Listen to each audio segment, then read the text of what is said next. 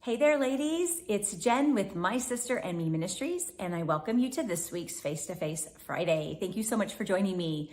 Mary Ann and I are in a new writing series called Games People Play, and we're excited about this series for a lot of reasons. But one of those reasons is it's kind of fun to reminisce, to reflect back on our childhood and maybe young adulthood, and even now in our more mature adulthood, the games that we play and how they affect our life or are applicable to our faith walk.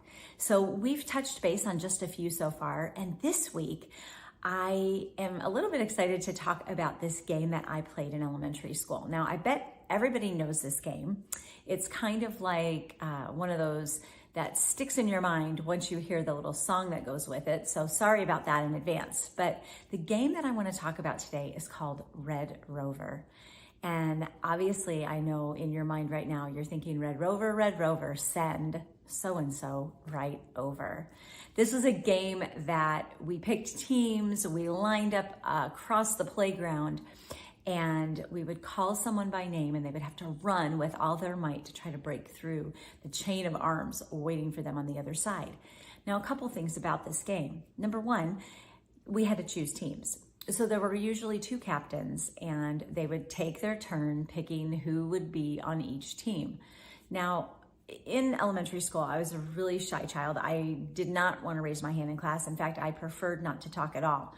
But on the playground, things changed a little bit. I was a little more adventurous, a little more daring. And even though I wasn't the most athletic, I still held my own in games like this. So it made me a really good candidate to be picked at least in the first few rounds. So yes, I definitely was a little bit competitive. So if you weren't competitive, if you were weaker or slower or maybe less confident, you were most likely going to be picked toward the end of the game choosing. So unless your maybe best friend was a captain, and then you might get picked first or second. But it's kind of a hard way to start a game, isn't it? Like they're really basically weeding us out from the beginning, like, hey, you're going to be really good at this and you are not.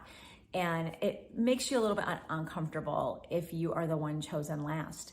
Now, when we flip the game and we are all lined up hand in hand across the playground and we're calling out that person to run, who do you think we're calling?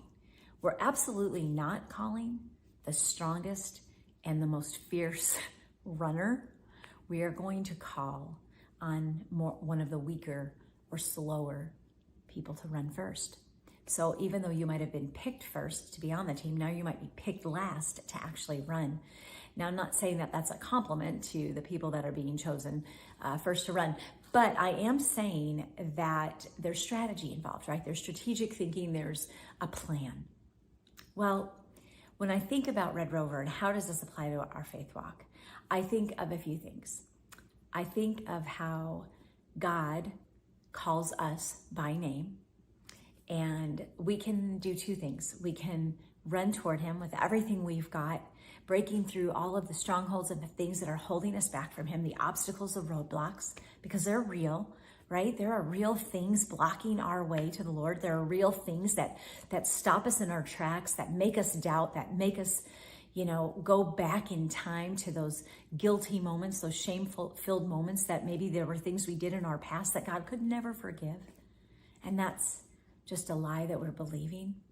But to get past that, to get to that place with God, to break through the chain, so to speak, we've got to say yes to him first. And then the other choice is to do nothing or to run the other way. So I wonder, I know in my own personal faith walk, I know God was calling my name. I know he called my name more than once before I really ran fearlessly toward him. How many times did he call you? Is he still calling you? Did you say yes to him? Are you still waiting? Are you still thinking, maybe I just got to get past all this other junk before I can say yes? See, the enemy, just like our opposing team, the enemy wants to stop us from breaking through. He wants to stop us. He wants to be this fortress of reminders of the pain and guilt and shame that we feel, so that we can't break through, so that we can't get to God. But the truth is, God does not pick us because we are strong or fast or even weak or slow. He chooses us because he loves us. And because he loves us, we can have confidence and strength in and through Jesus Christ. Now, I know that's a lot to pull from this Red Rover game, but when you think about it and you're running toward that line to break through, don't you want to find a spot that feels like you can win, that feels like the victory's yours? Of course you do. We all want to get through. If we don't, we end up playing for the other team. Well, in life, if we aren't following God, if we aren't playing on his team, we could be very easily playing for the opposite team. In other words, maybe we're not as faith-filled to where we believe that what God says is true, or that we believe that faith can move mountains that are in front of us. And I know that some of us are going through things right now that we never thought we'd be facing, that we have, maybe parents that we're taking care of, maybe illnesses that we never saw coming, maybe friendships that seem to be crumbling. And it's hard to look at God and hear our name and run without fear, without hesitation. But there's so much more waiting for us when we do say yes. I want to read a passage of scripture for you today from Isaiah chapter 40. And it is a scripture that reminds us that with Jesus, we can run and we will not grow weary.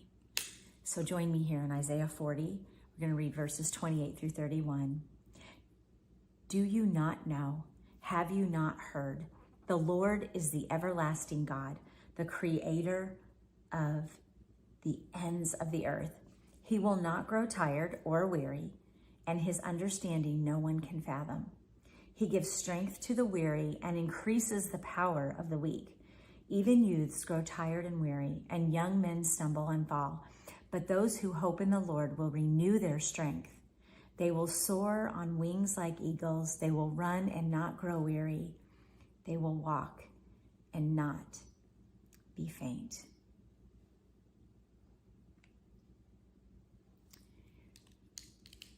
Isn't that a beautiful truth to cling to today, to hold on to today, that he is our strength and our confidence and our strong tower. He's our fortress.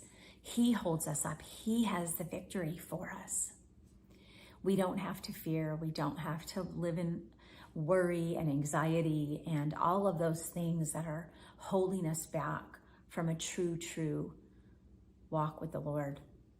Now, there are things in this world that will come at us that will cause worry or cause anxiety in our lives. Some of us battle that, and it's a real feeling. It's a real experience, and we don't want to downplay that. We want to go to God in prayer. We want to get help for those things that are holding us down. For some of us, that may mean, even seeing a counselor to talk through those things that hold us down, that hold us back. I encourage you to do that if that's you. And above all, though, as we kind of close up today, I want to remind you that when God calls your name, he is calling you because he loves you, not because he wants you to stumble, or he wants to trick you into something, or he wants to see you fall. He is calling you to encourage you, to strengthen you, to show you how valuable you are. He wants you, he chooses you, and he loves you so deeply.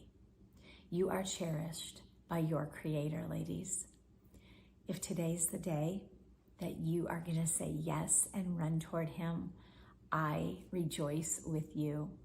If you are still wondering, can this be real? Can I really do this? Does God really love me? I would encourage you to maybe leave a comment below the video. Let us encourage you. Connect with us through our email at info@mysisterandme.org, or connect with us through social media. One way or the other, we want you to know that your hope is in him and He is what you are looking for. Red Rover, send. Insert your name here, right over. And hold fast to hope.